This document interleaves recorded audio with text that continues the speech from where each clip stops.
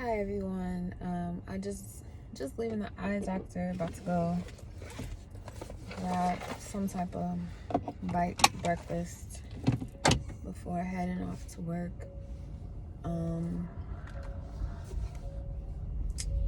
eyes are pretty perfect. And I got the script for glasses, which I'm gonna go check to see if it matches to what I already got.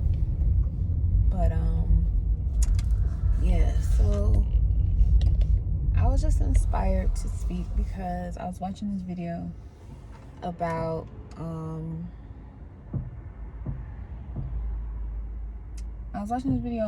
Jehovah, and it's on YouTube. I'll do my best to link it, to make sure I remember to link it in the description box below. But basically, it was just going over the basic fundamental knowledge according to what they've researched and realized and put together in their own video. But it kind of made me want to speak on this in my own perspective, from my own journey, or what I've lived through so far. So most of you know, and if you don't know, you about to know. When I was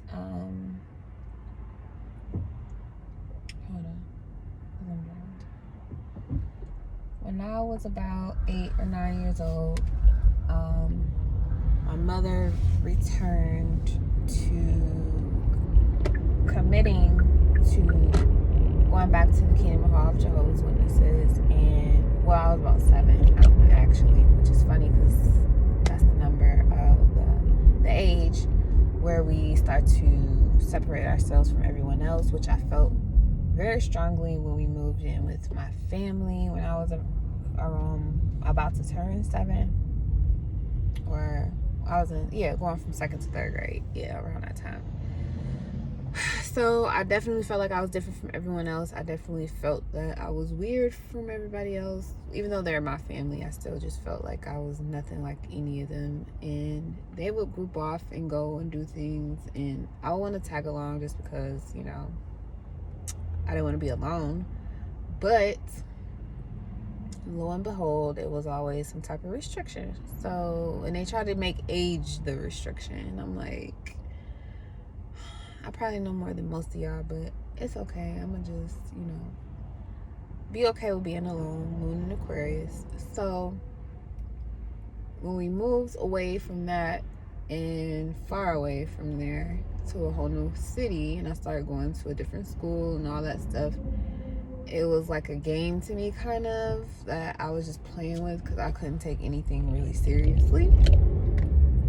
But we also had to start going to the hall regularly, and this time she wasn't going to take long breaks, so she wanted to get back. So I started learning about having to study the Bible every week, and going through the literature which explained which was supposed to explain in more depth of each Bible like characteristic or story that's supposed to summarize how we are connected to that that majestic spirit, that the God whose name is Jehovah. That's what it's supposed to be for. Now, I personally feel like I excelled very well at learning, because I like to learn. I feel like I excelled very well at learning the information as good as anybody could possibly ever could.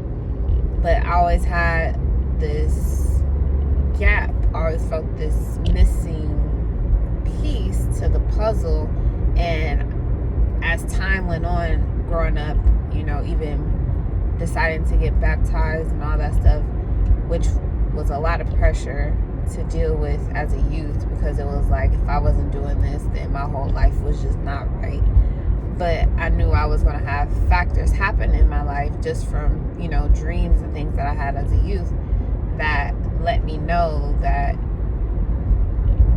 I should wait, or, not be in such a hurry. But,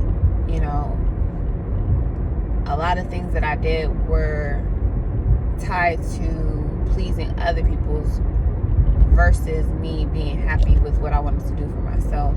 And I learned through time how damaging that could be, for one, and how joyous it could be, for two, when used properly.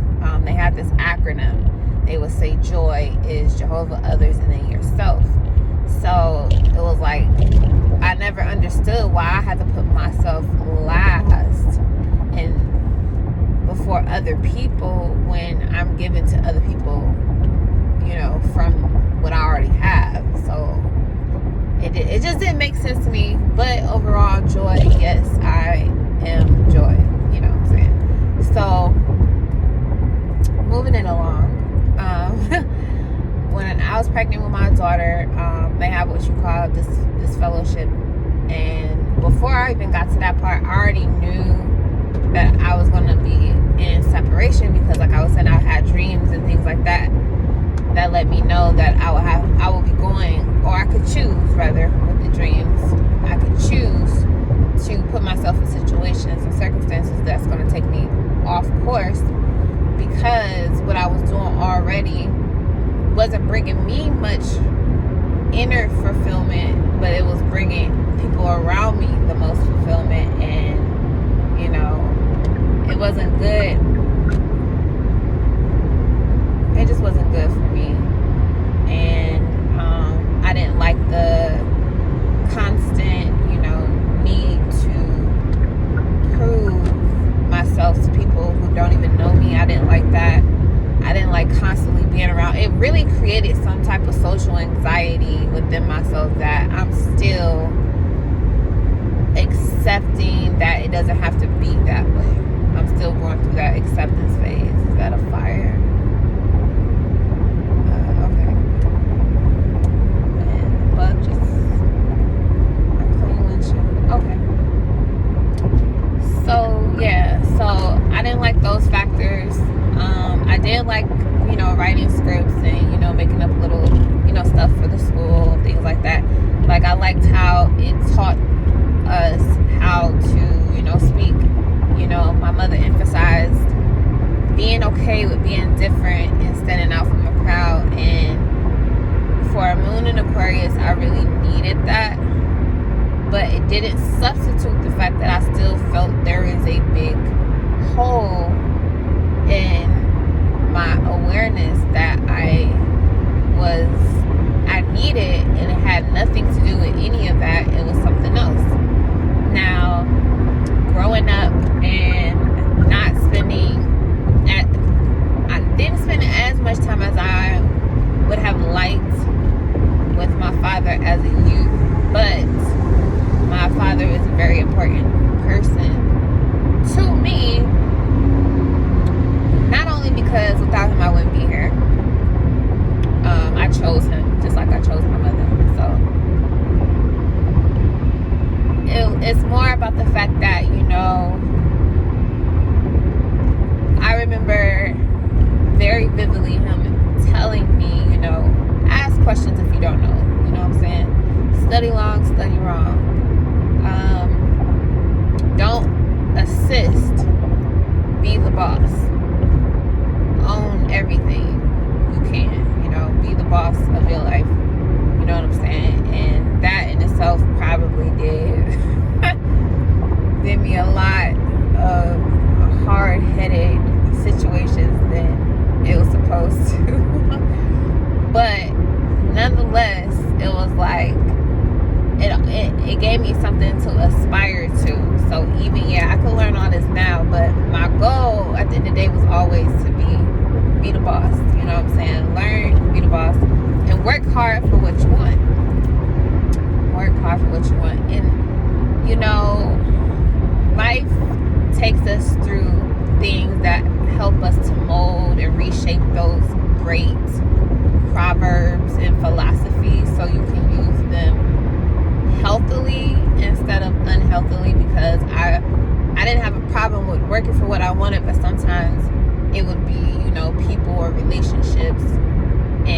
money instead of me working for, you know, qualities about myself that I want to fulfill. So, anyway, I say all that to say, I personally feel like, yes, my life or my outlook probably could have been differently if I had more time with my father, but at the same time, I don't feel, just me personally speaking, I do not feel that me not being around him as much as I would have wanted to had a terrible impact and is that gaping hole that I felt. I don't feel like that was it. I actually had more of a gaping hole when it came to the divine feminine aspect, which is what I want to really get into, because the thing about Jehovah, the 4 letters are the physical manifestations of the 4 elements: earth, air, water, fire. So and the masculine parts of reality, the 3D physical things, the brain having mental capacity. So yeah, I'm definitely a very deep thinker, very analytical, all of that. My mom having Pluto and Virgo on my Virgo planets, Mercury, Venus, and Mars. So yeah, I definitely correlate very well with that mercurial energy. Both my children have, you know, prominent Gemini energy in their chart and Virgo. So that is a part of me, that is something that's very deep with me, and I am grateful for that, because I feel like I was a natural born linguist. So, you know, that part perfectly understood at an early age. Even my mother would tell me, like, I know you understand it, I know you feel it, but it's not in your heart. It's not in your heart. And it's like, but how do you know what's in my heart? Like, how can you tell what's in my heart? Just because I understand something and it's in my heart, that means I'm only halfway there. Knowing is half the battle. That's what she still say. Knowing is half the battle. You still got to put action into it. And physical expression is masculine. You know, the 4 elements, the 4 letters, the tetragram, which many people recognize as the word Jehovah.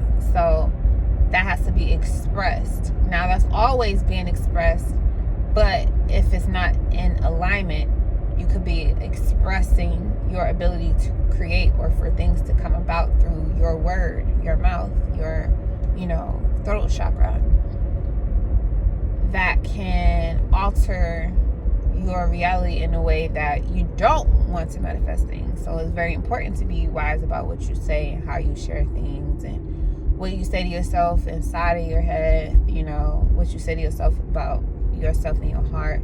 It's very important to be aware of those things, of course. Now, the only thing that I've been working on since I've left, after being pregnant, I just completely stopped going. I already was in the midst of not going because I felt like I needed to figure out who I was outside of that in order for me to appreciate what I learned and not take it truly for granted, because I just didn't know, you know.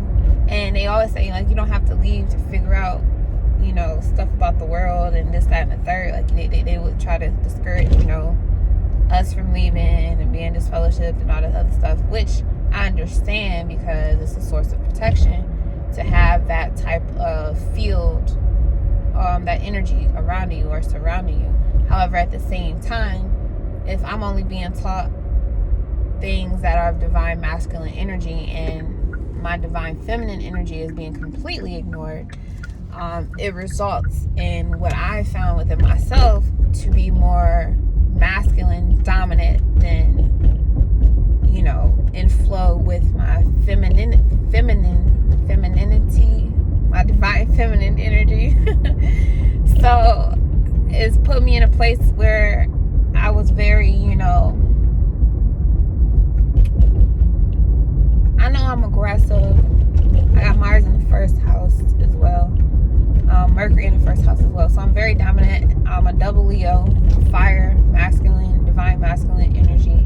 But fire is the masculine version of feminine energy. It's still water. It's just water that you can see, physically. But how we see it in this realm, is different from what it actually is, of course. But at the same time, it's still a lot of divine masculine energy. Then I have Moon in Aquarius as well. Aquarius air is a divine masculine energy. So it is the masculine side. So, my nurturing moon, my comfort zone, is being around masculine figures, intellectual masculine figures. Shout out to that Libra.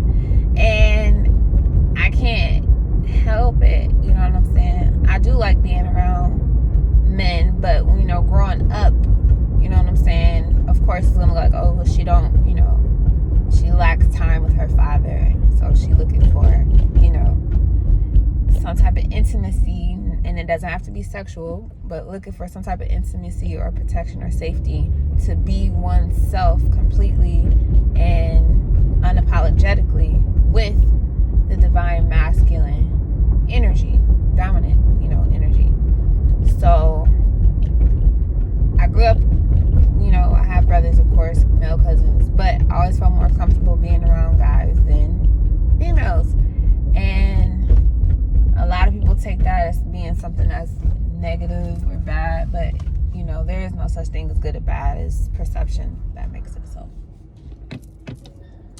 So, so when I left, being pregnant at all, I didn't forget, of course, the things that you were taught when you were 0 to 7 years old is subconscious training. So that stuff continues to play over and over in your mind as you get older. And then when you hit 28 to 30, you have your Saturn return. Now you have to go through all those, the squared opposition and the third quarter square of what you learned throughout your first 28 and a half years of life. And then you got to go through reconstructing that subconscious to help you elevate yourself into who you truly are. Now that you've learned all the different ways that you could be yourself, but is it really you being yourself? Like, is it your truth? Saturn is truth. So as I gotten older, I kind of rejected it, but not denounced it. I kind of rejected it for a while. I didn't, because I wanted to be sure. That was my whole thing from the get, that I always explain to my mother, is that I wanted to feel like I'm sure about what I'm doing, and I feel like I'm just being told to do something because somebody else thinks it's good for me, and I'm just going along with it, like, okay, but I don't feel that 100% certainty. So therefore I shouldn't do anything if I feel like there is some type of flag going on telling me to don't do it. So after many years of understanding that that's what I'm supposed to do and starting to implement that, going through my Saturn return, Saturn and Capricorn, shout out to us, that generation, I started to be more relaxed, and a lot of things that I was taught directly from my mother, not so much from the platform, really did help me. I do find myself still playing out different aspects of her and her livelihood, and trying to detach from constantly feeling like I'm on her timeline instead of my own timeline. But I've been doing very well. She did very well for me, by me, and my all of us, really. It's just that now that I'm being more appreciative, okay, this is my life, this is my journey, what do I want to do with my life?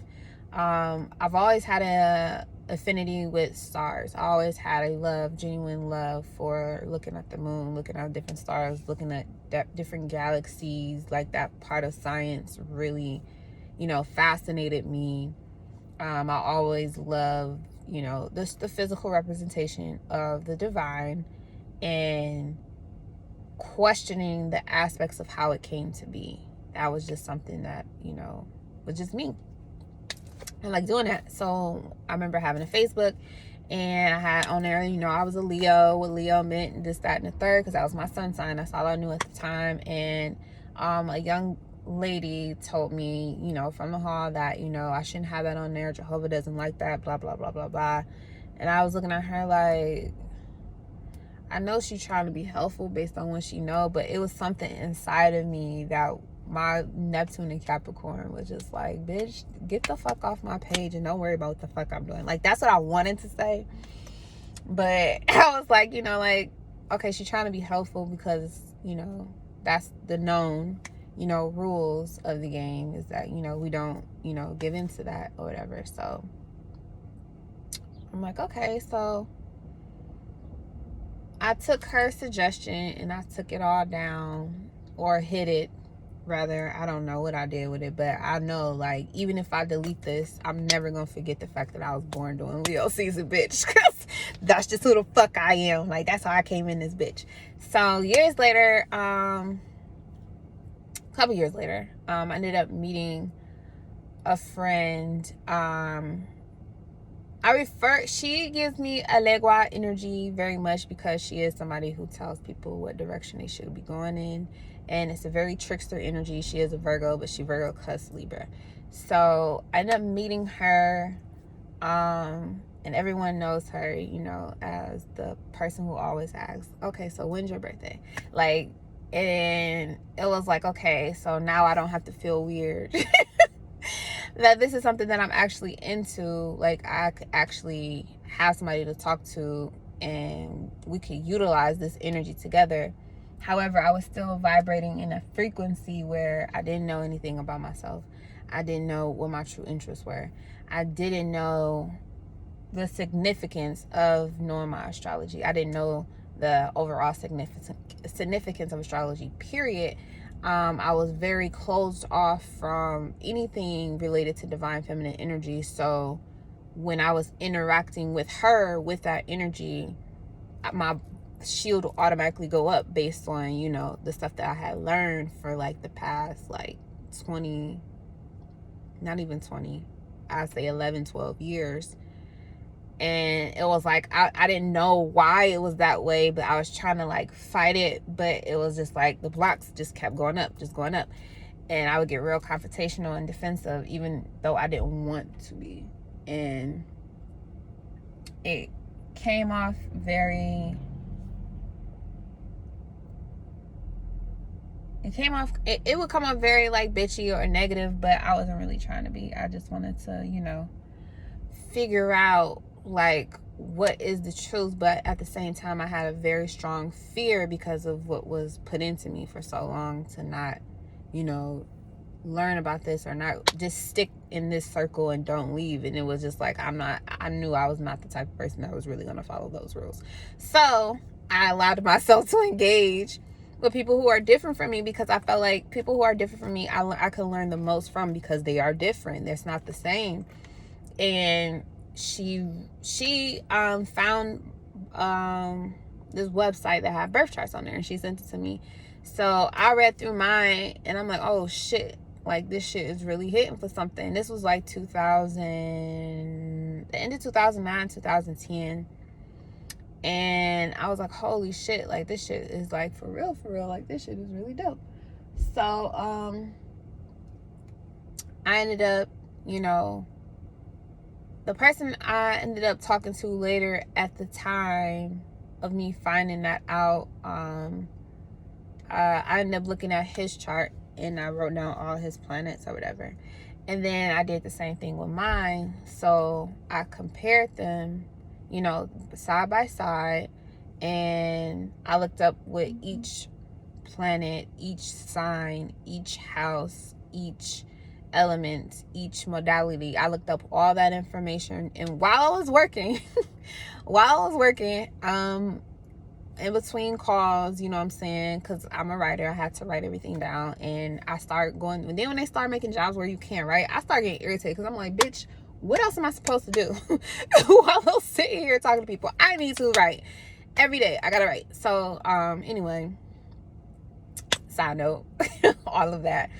I started looking at his chart, and I looked at, you know, all of his things, and then I'm like, and then I started cross-referencing everything. Okay, what degree is this? How far is this from this? And what does this, you know, angle mean? What does this aspect mean? And I was doing all that while I was at work, and I started, you know, coming to these conclusions, and I would write them down. So I'm like, okay, whole time didn't understand that I was doing this me and this man's birth charts together, and was doing the synastry chart. I didn't know what I was doing. And I know people who pay top dollar for shit like that now. But, you know, at the time, I didn't know what I was doing. I was just trying to learn and see what it is. You know what I'm saying? So that's what I was doing. And then I ended up, you know, letting him know some of the stuff that I did find. But I'm sorry.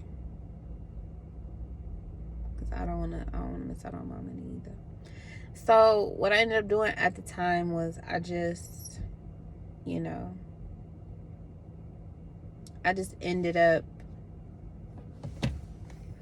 you know, getting more and more into it. And then I started looking more into, you know, the different planets, the Venus sign, the Mars signs. And she had this book, you know, breaking down all the Venus and the Mars sign and what goes together and what does not, you know, things like that. I was looking into that. Then it was like, I was never the type of person to watch scary movies. I did watch scary movies when I was very young, and it didn't do anything for me. And then I was told, you know, not to watch stuff like that because it's bad spiritually. So then I was like, okay, well, no, I don't watch it anyway. So, you know, whatever. Never celebrated my birthday, except for we did have this, I had a 7th birthday party. My only birthday party, like planned birthday party, like cake and all that shit, was when I was 7 years old. And I shared it with my brother, and that was the only one I ever had. But I always felt like I should be able to celebrate my life every year, and I didn't like that, you know, rule either. I did understand and accept the fact that, you know, we can't hang with everybody. Ain't your friend. You can't hang with everybody, even the people in the hall. You know, some people, you know, they, you know, just do their own thing. They're separate. You don't want to get caught up in nobody BS. And I definitely still utilize that information to this day, regardless. People still people, as she would say. But yeah, just all of that really just helped me to understand. Like, I spent so many years learning about this divine masculine feature that I possess within myself, and that other people was possessed within them, and that we see every day. But my divine feminine nature was completely ignored and wasn't developed, and was very underdeveloped. And I walked around very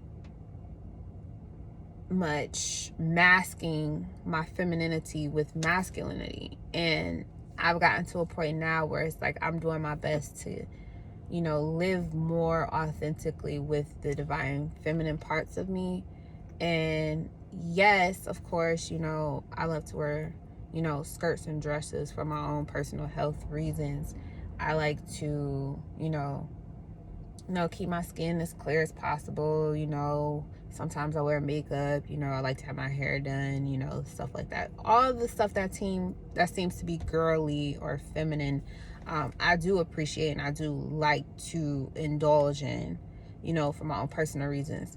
But what I do as far as astrology, tarot, learning numerology, putting stuff together to help build up the divine feminine nature that has been suppressed for so long,